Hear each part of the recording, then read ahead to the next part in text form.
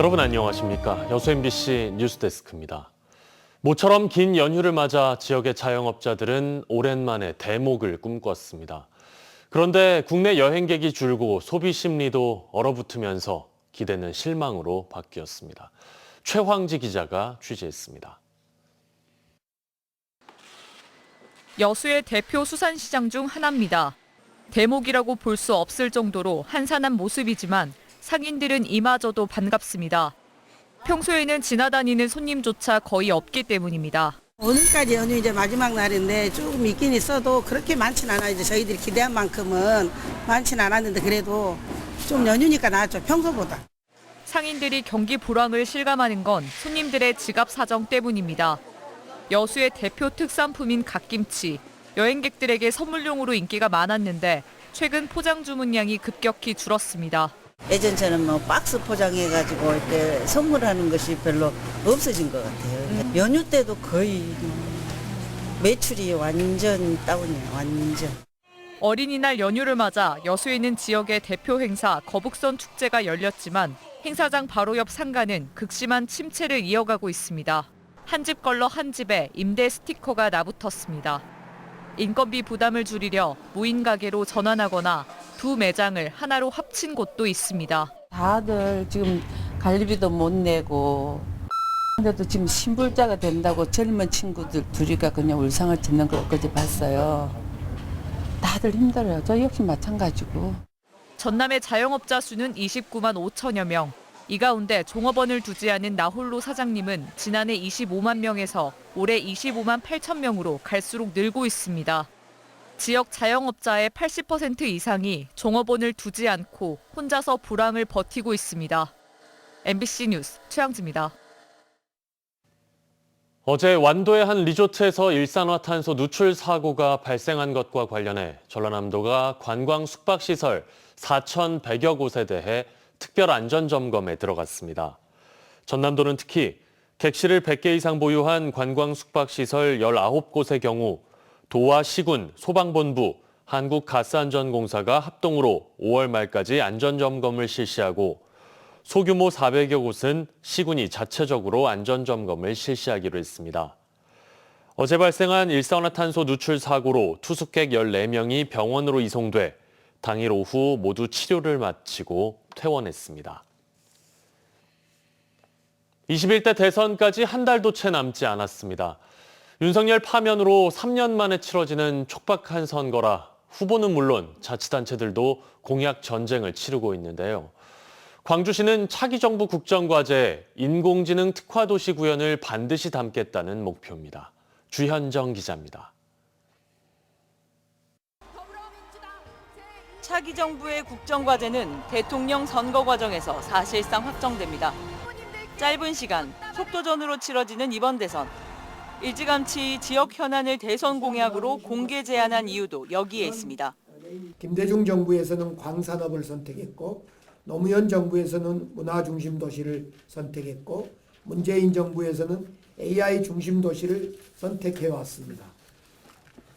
다음 정부에 보내는 광주의 제안은 AI 주도 초격차 성장도시 광주입니다.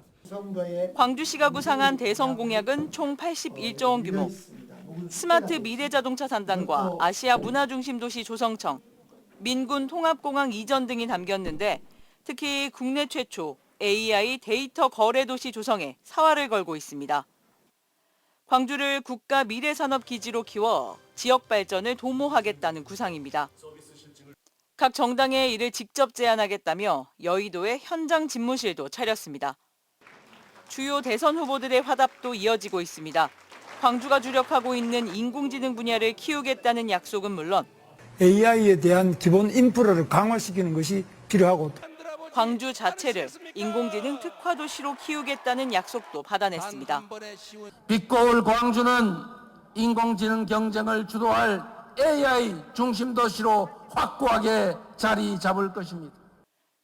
지난해 말 계엄과 탄핵 정국 여파로 단 한 푼도 배정받지 못한 AI 연구개발 분야의 2단계 사업비와 AI 영재고 공사비 등 관련 국비 확보는 가장 시급한 과제입니다.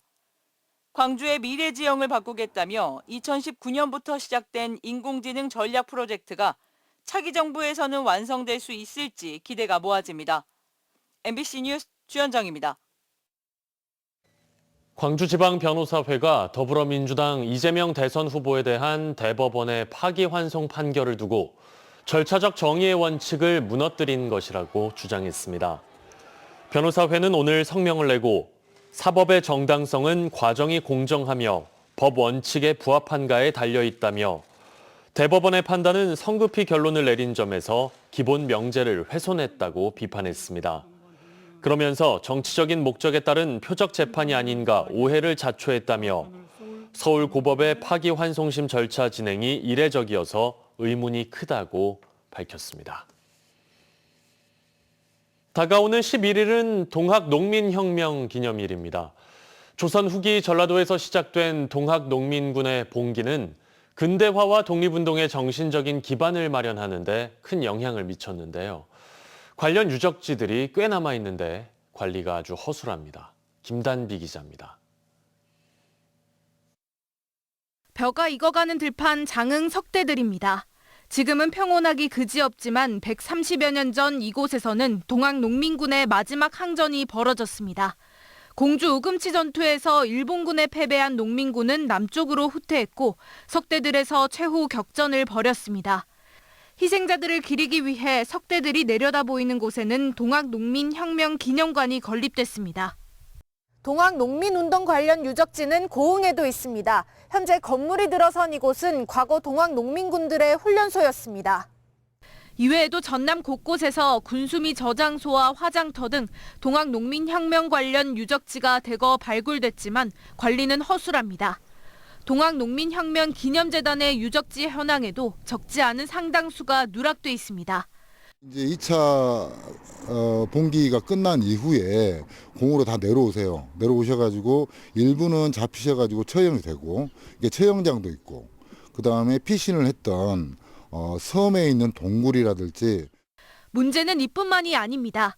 최근 전라남도가 발주한 동학농민혁명 유적지 조사와 정비에 관한 과업 지시서입니다. 동학유적지 정비계획에 장흥 영회당이 포함돼 있습니다. 영회당은 농민군들을 토벌했던 관군 병졸들의 넋을 기리는 공간입니다. 실제로 동학농민혁명 유적지 81곳 가운데 8곳은 관군이나 토벌군 관련 유적입니다. 농민군을 토벌하기 위한 진압부대와 농민군의 유적은 분리해서 관리해야 한다는 지적이 나옵니다. 동학의 유적지를 중심으로 해서 정비 계획이 수립되어야지만은 동학 농민 전쟁의 역사적 의의가 명백히 드러나지 않겠느냐, 저는 그렇게 봅니다. 또 농민 주도의 민족운동을 넘어 동학농민혁명을 항일 독립운동의 시초로 삼고 이를 계승하기 위한 노력과 관심이 필요하다는 목소리도 제기됩니다. MBC 뉴스 김단비입니다. 전남도가 대규모 주택단지가 조성될 광양시 덕례 도월지구를 오는 2028년 5월까지 3년간 토지거래 허가구역으로 재지정합니다. 전남도에 따르면 해당 지역은 오는 2032년 준공을 목표로 한 도시개발 사업 예정 부지로 약 4,400억 원의 사업비가 투입됩니다. 토지거래 허가구역에서는 일정 면적 이상을 거래할 경우 계약 전 광양시에게 허가를 받아 매매해야 하고 매수자는 정해진 기간 동안 허가받은 목적대로만 토지를 이용해야 합니다. 지역 특화 소재를 관광 자원으로 활용할 수 있도록 하는 문체부의 지역관광 개발 사업 공모에 여수시가 최종 선정됐습니다. 앞으로 여수시는 국비와 지방비 등 120억 원을 지원받게 되고 빛이 들려주는 섬들의 이야기를 주제로 한 빛섬길 조성, 미디어 콘텐츠 개발 등 다양한 사업을 추진할 예정입니다.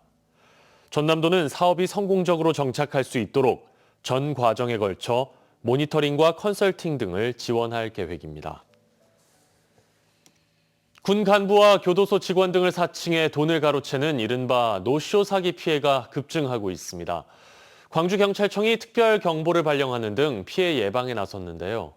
하지만 특별 경보 발령이 무색할 정도로 피해 신고가 늘고 있어 특단의 대책이 필요해 보입니다. 보도에 김영찬 기자입니다. 광주에서 도매업을 하는 50대 업주에게 140만 원어치의 물품 주문이 들어온 건 지난달 24일. 31사단 소속 김우빈 중사라며 군부대 결제 공문까지 보냈습니다. 그걸 사칭을 뭐 거기에다가 가버렸죠. 그냥 믿음이 가버렸죠. 그 서류에? 네. 그런데 물품 주문은 미끼였고 김 중사는 곧바로 본색을 드러냈습니다. 군부대에서 결제 승인이 나지 않았다며 나중에 웃돈을 더 줄 테니 전투 식량을 대신 구입해달라는 겁니다. 업주는 아무런 의심 없이 김 중사가 소개해준 식품업체로 960만 원을 보냈지만 이후 연락은 뚝 끊겼습니다. 확인해보니 공문부터 식품업체 김우빈이라는 이름과 중사 직책까지 모두 가짜였습니다. 참 이용을 당했다는 게 진짜 얼굴이 나고요. 야 돈은 둘째 문제고 또 다른 사람이라도 피해를 이렇게 안 당했으면 좋겠다. 이철원 군 간부와 교도소 직원 사칭 등 노쇼 사기 범죄 피해가 광주에서 잇따르고 있습니다. 최근 넉 달 동안 56건이 접수됐고 이 중 4월에만 49건이 발생했습니다. 피해 예방을 위해 광주경찰청은 일선경찰서를 집중수사관서로 지정하고 피해 예방책이 담긴 노쇼 사기 피해 특별경보를 발령했습니다. 하지만 피해자들 사이에선 특별경보에 대한 체감을 느끼지 못하고 있습니다. 특별경보를 발령한 지난달 25일 이후에도 9건의 피해 신고가 접수되는 등 피해가 끊이질 않고 있기 때문입니다. 또 수사에 진전이 없고 오히려 사건이 다른 지역의 경찰서로 이관됐다는 겁니다. 사건이 강원도 인천으로 이관됐다는 국현물을 받았습니다. 사건에 대해서 뭐 설명이나 이런 게 없으니까 어떻게 진행되고 있는지도 알 수가 없고요. 경찰의 특별경보에도 노쇼 사기 범죄가 활기를 치면서 경찰 내의 특단의 대책 마련이 필요해 보입니다. MBC 뉴스 김영창입니다. 어린이날 연휴를 맞아 오늘 광양 서천변 공원에선 통일을 염원하는 평화 연날리기 행사가 열렸습니다. 이날 행사에는 300여 명의 시민들이 참가했고 통일을 주제로 한 OX 퀴즈와 연키트의 평화 메시지를 작성하는 등 다양한 체험 프로그램이 마련됐습니다. 민주평화통일자문회의 전남 광양시 협의회가 주최한 이번 행사는 어린이와 청소년들을 대상으로 평화와 통일에 대한 가치 교육을 위해 올해 처음으로 실시됐습니다. 권영국 민주노동당 대선 후보가 광주를 찾아 내란 세력의 근원인 낡은 기득권 정치를 해체해야 한다고 말했습니다. 권 후보는 오늘 오전 국립 5.18 민주묘지를 참배한 뒤 진정한 내란 청산은 양극단 정치로 갈라진 대한민국을 통합하는 것에서 시작한다며 이같이 밝혔습니다. 이어 광주 5월 정신 등을 새기는 것이 바로 진보라며 광장의 목소리를 되살리겠다고 강조했습니다. 연휴 마지막 날인 오늘 대체로 흐린 가운데 비가 내리는 곳도 있었습니다. 내일은 하늘이 맑아지겠고 아침 최저기온은 9에서 12도, 한낮 최고기온은 18에서 22도로 오늘보다 조금 높겠습니다. 바다의 물결은 남해서부 앞바다에서 0.5m, 먼 바다에서 0.5에서 1.5m로 잔잔하게 일겠습니다. 기상청은 당분간 낮과 밤의 기온차가 크게 벌어지겠다며 건강관리에 각별한 주의를 당부했습니다. 광주시와 유엔 인권 최고대표사무소 등 국제기구가 공동 주최하는 세계 인권도시 포럼이 오는 15일부터 사흘간 김대중 컨벤션 센터에서 열립니다.